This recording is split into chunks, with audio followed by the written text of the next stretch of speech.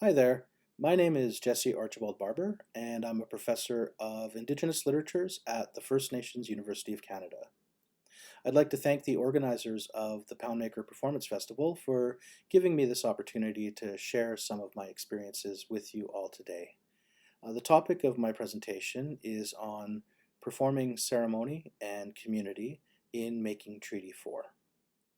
Now, the Making Treaty 4 project was a performance that a group of us put together and staged in the winter of 2017, and then we staged it again that summer.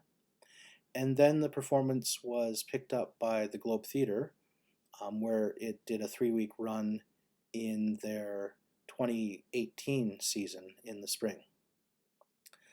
So there's lots of scenes and aspects of that performance that really connect ceremony with performance in the context of community. But before I get to that, I'd like to give some background to the project and how it came about. So around 2010, 2011, I joined a performance group called the Collective Performance Storytelling Ensemble, which was led by Michelle Serreta, who is pictured here in the middle in the pink shirt.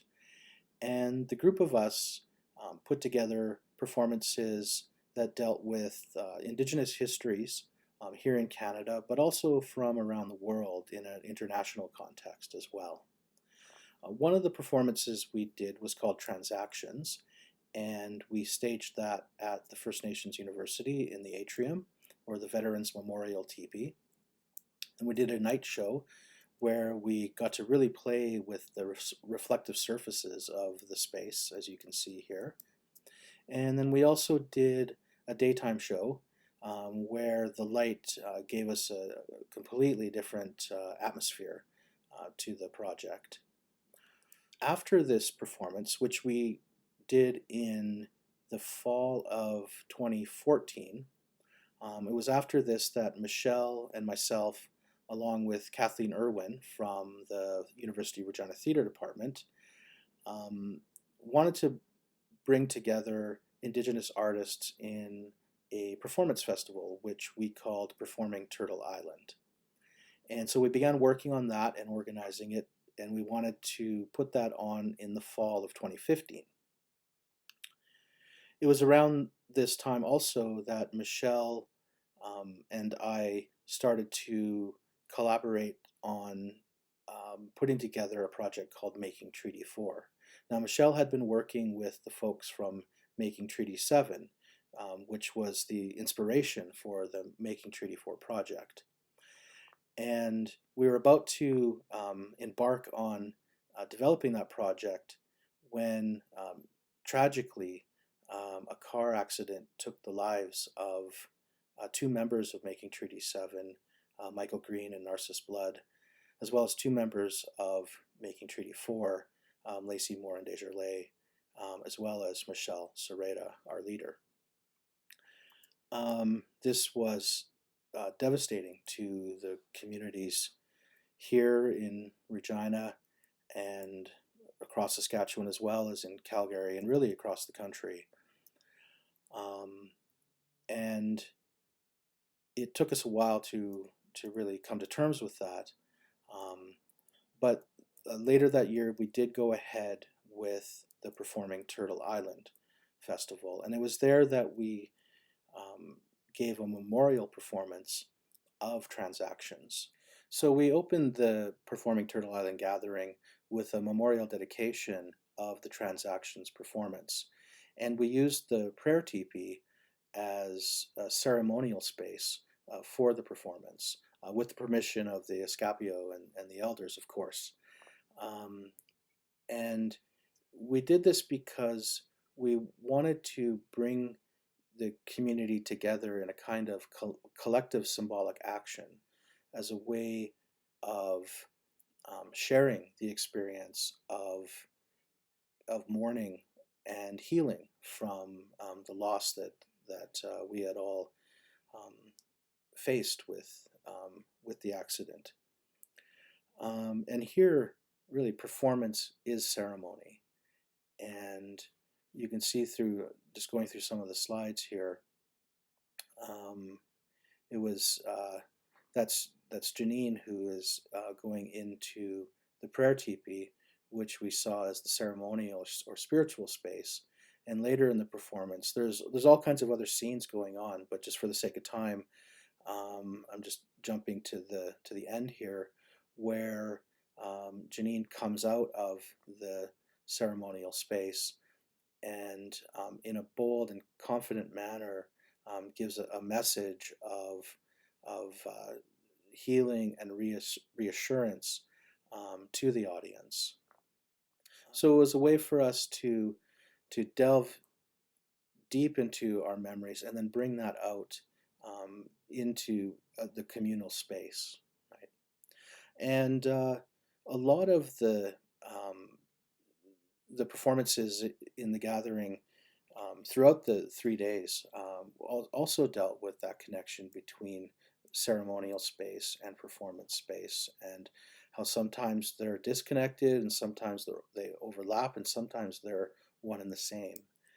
Um, and sometimes they'll push the boundaries of protocols, um, but in all ways, and in all manners, we were respectful of traditional protocols, um, with always with that goal of um, drawing the community together.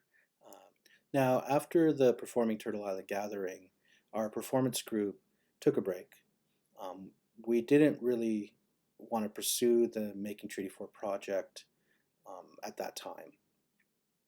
It wasn't till several months later, and actually about a year after the accident, that some folks from Making Treaty 7 got in touch with me through Errol Canistano, who was a member of our performance group.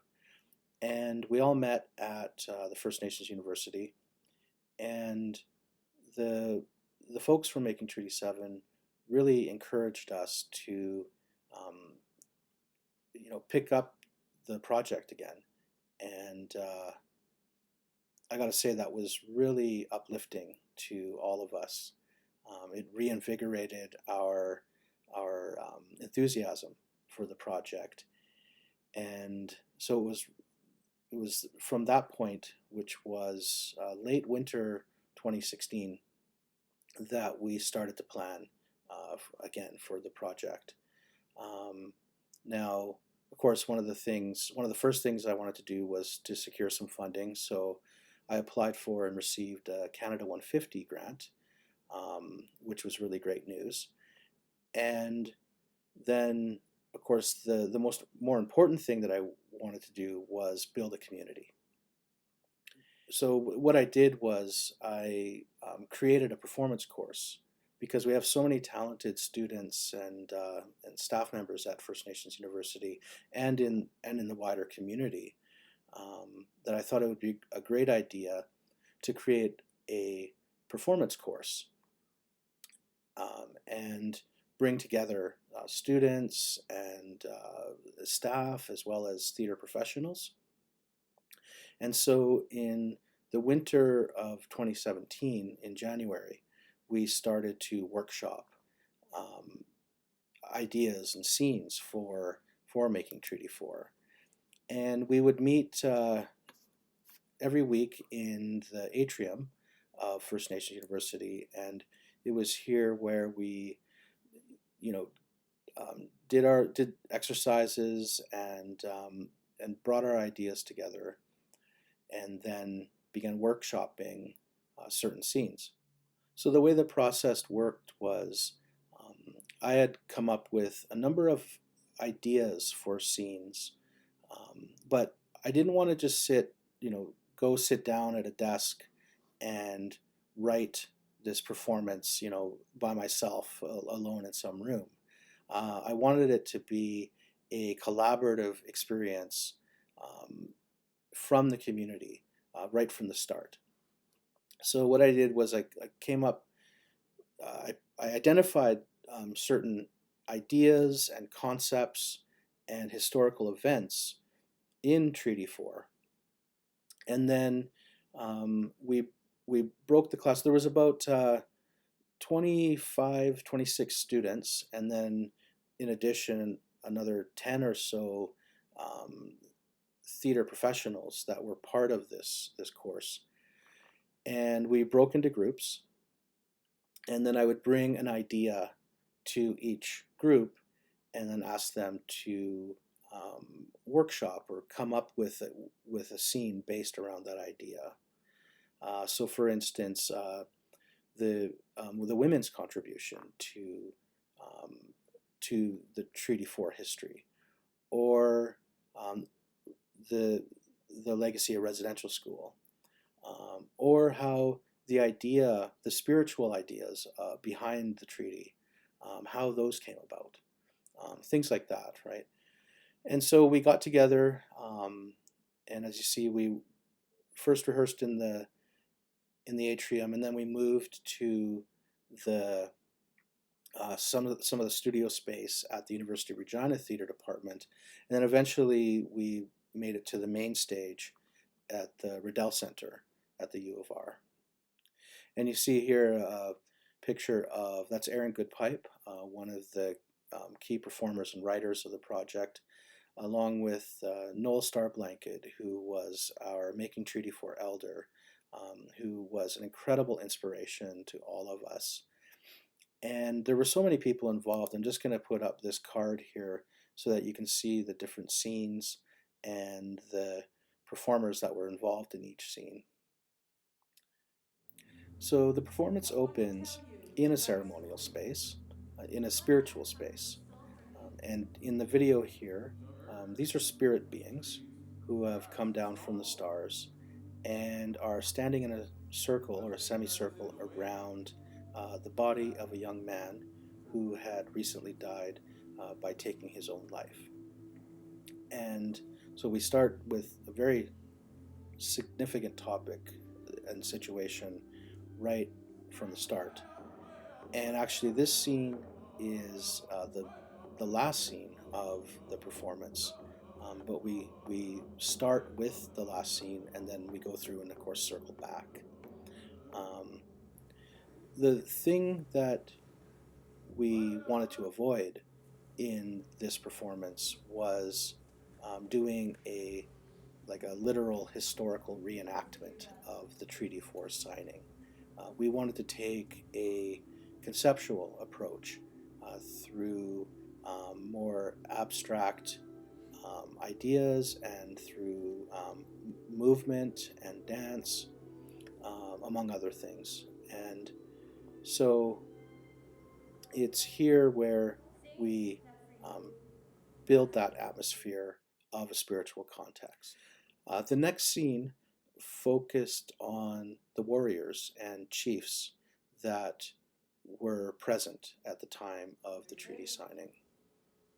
And again, it's not exactly historically accurate, but we wanted to focus on a character who was struggling with whether to have his people sign the treaty or not.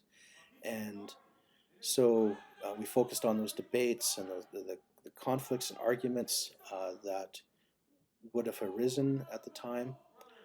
And then this one character, played by Teddy Bison, who goes on a vision quest to seek guidance from the treaty spirits. Now, this scene is really significant in the context of ceremony and performance because, again, here, ceremony is performance. And one of the things that Teddy struggled with in developing this piece or this scene, was that at first he felt uncomfortable whether or not he could perform it according to protocol. Now, one thing, we didn't use a real pipe. We didn't go that far, so that the pipe in the scene is a prop. But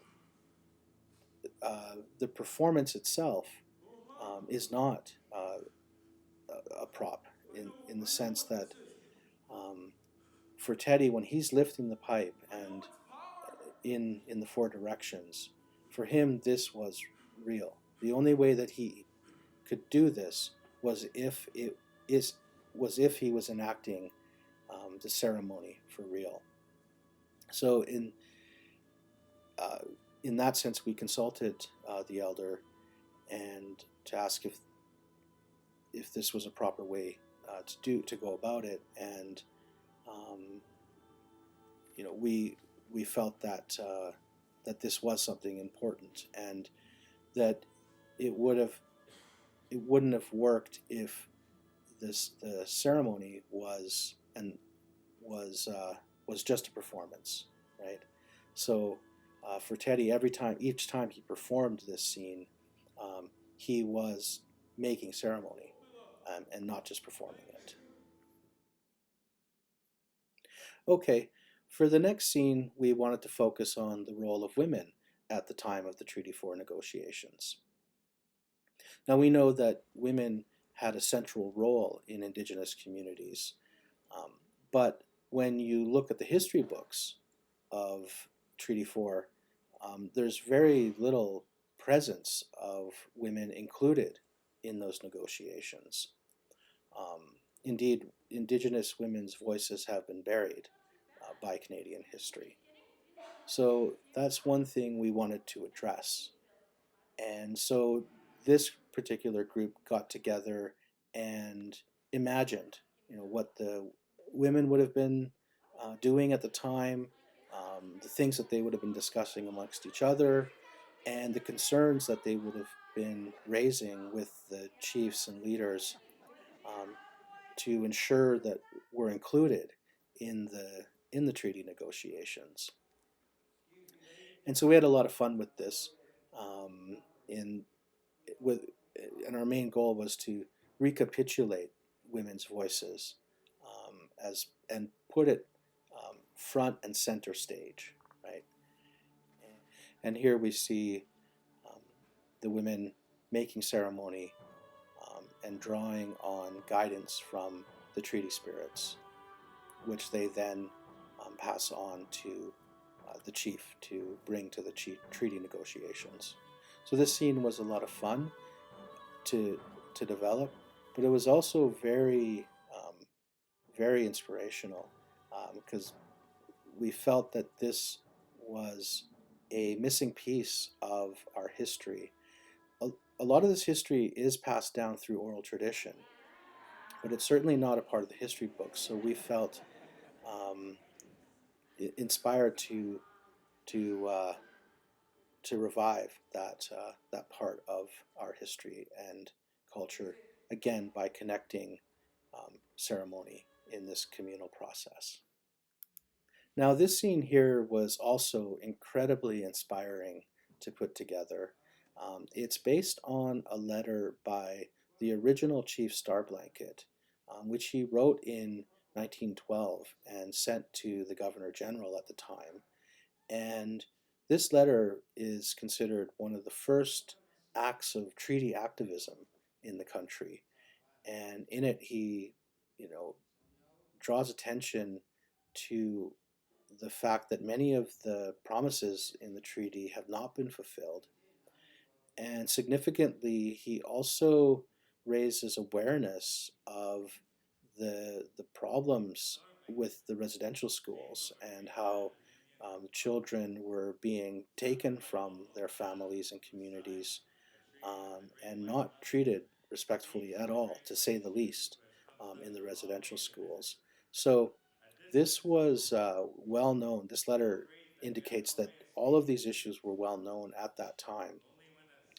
And what's really incredible about this scene is that the elder there, Noel Starblanket, is a grandson of the original Chief Starblanket. And then beside him, reading the letter, is Noel's grandson, right? So this was an amazing opportunity to bring together history and performance on the stage that is tied directly into our treaty for territory as well as our history. Um, so this in itself is incredibly powerful, I think, for that reason. And we were so excited um, that we had this opportunity to bring this together. Okay, the next scene goes straight into the topic of residential schools. Now, for this scene, I wanted to approach it in a conceptual way, and I drew inspiration from this famous before and after photo of Thomas More Cusick, who was a young boy from Muscopetang who attended the Regina Indian Industrial School. And you see here, this is a staged photo of him in traditional dress before entering residential school, and then, of course, in Western attire after spending some time at the school. And so I brought this photo to the group and suggested that we dramatize this transformation, right? And what we came up with was incredibly powerful. You see here some of the images from the scene. That's Teddy, and who plays the father, who has to let his son go. That's played by Pete Kitewahat. And he has to let him go to the school. And then here we have, this is Skylar Anderson and Aaron Goodpipe playing the priest and the nun. Now, something significant about this, of course, is at first the actors were very hesitant, understandably, to play these characters because of the abuses and the monstrosity of that history. However, I drew on from my own experience to help give them advice. In my own experience, a friend in a previous performance, a friend wanted me to play a residential school priest, and my first reaction was absolutely not.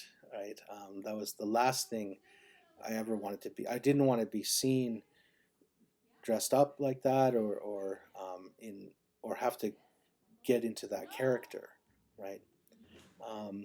But then once he insisted, he really encouraged me, no, to do this because the project that he was working on was very important to him. And after thinking about it for a while and going, workshopping it and that, it I realized that playing this role and playing these kinds of roles is extremely important in terms of finding some path to decolonization and even some kind of healing toward reconciliation.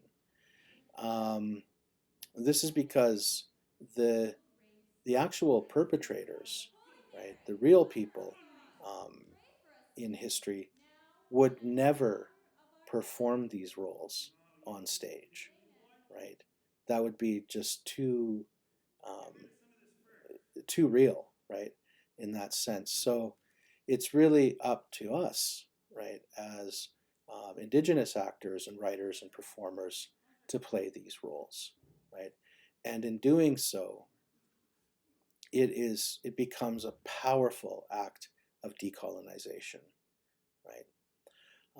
And so that was the way that we approached this scene. And I gotta say, Skylar and Aaron just did an amazing job, as did Pete, who plays the young boy going into the school. And you can see it's extremely violent. And we didn't want to hold back on the violence, though it was, this was where we did run into some difficulties because, of course, a scene like this um, can't help but trigger some of the audience members. And we were very sensitive to that, of course. But we consulted um, our Treaty 4 elder, Noel Starblanket, as well as elders in the community and in our families, and they felt that this was something important that we should still do. So we went ahead with it, but it was extremely traumatizing to do, not just for the audience, but also for the actors.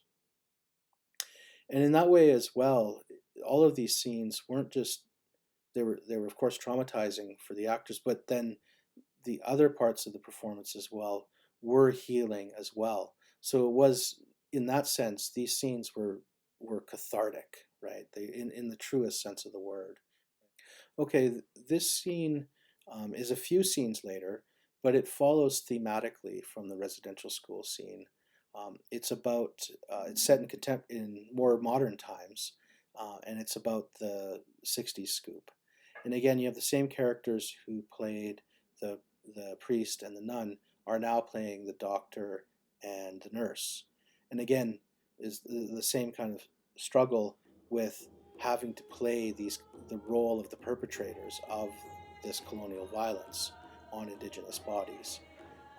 But again, the we we uh, we recognized the fact that actual perpetrators would never play these roles, and so it was up to us to do this. And again, in that way, um, this the very pr- process of performance was a way for us to heal from many of those traumas, which are often transgenerational in effect. And here, it's a few scenes later. There's many scenes throughout that I'm kind of skipping over just for the sake of time. Um, but we did another scene on focusing on First Nations veterans and the struggles that they came home that they faced when they returned. But I'm just going to jump to this scene here where we address the issue of missing and murdered Indigenous women. And for this, we just wanted to go have a very stark lighting, um, and well, the scene speaks for itself.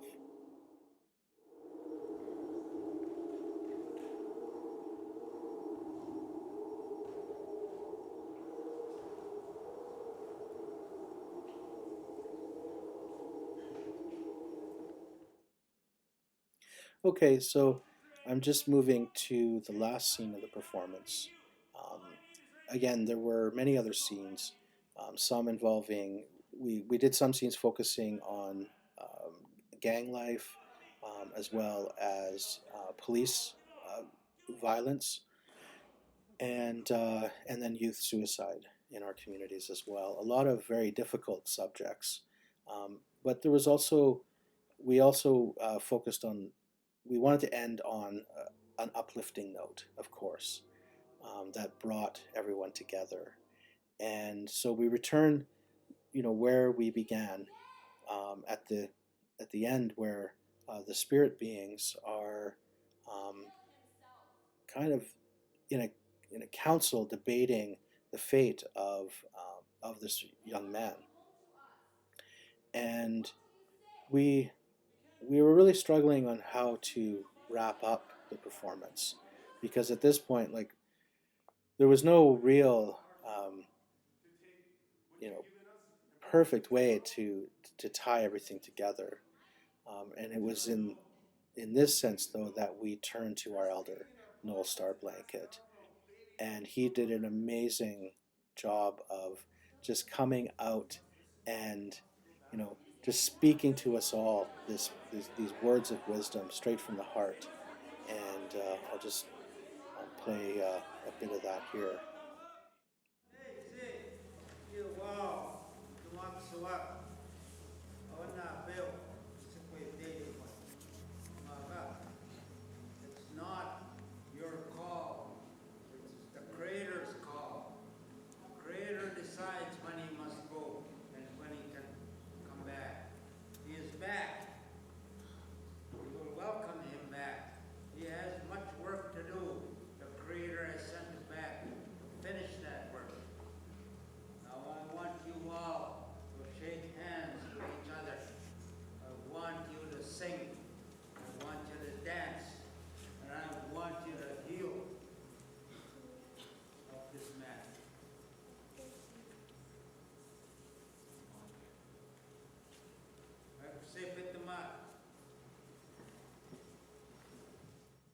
Okay, so we wanted to conclude the performance in an inspiring way.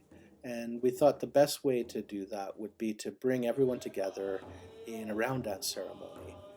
And it looked spectacular, especially against the cosmic background. And in that way, we were calling together the ancestors along with the audience members to come together in that spirit of community. And we'll see here in the video how the two main characters We are all address the making audience equal. at the end here. We've all made treaty with the animals, the plants, and the spirits. So we challenge you today. How do you make treaty? And how will you continue to make treaty for? Okay, so that concludes my presentation. I hope I was able to share some interesting ideas and insights into the connection between performance and ceremony, along with some of the issues that performers face when portraying history and drawing on ceremony for their performances. Um, I know for myself, this was a wonderful experience working with the students and community members in this context. As I mentioned from the start, I didn't just want to sit down and write this piece in isolation, but I wanted it to be a communal experience from the start. And that's why we took a kind of devised theater approach in workshopping the scenes and then structuring the play as a whole.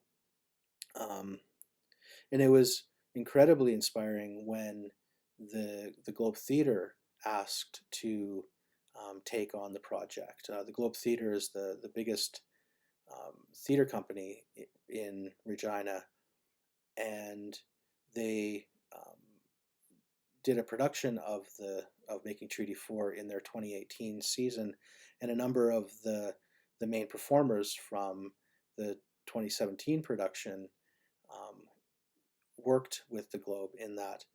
Myself, I wasn't able to go along with the piece just because my work at the university keeps me pretty busy.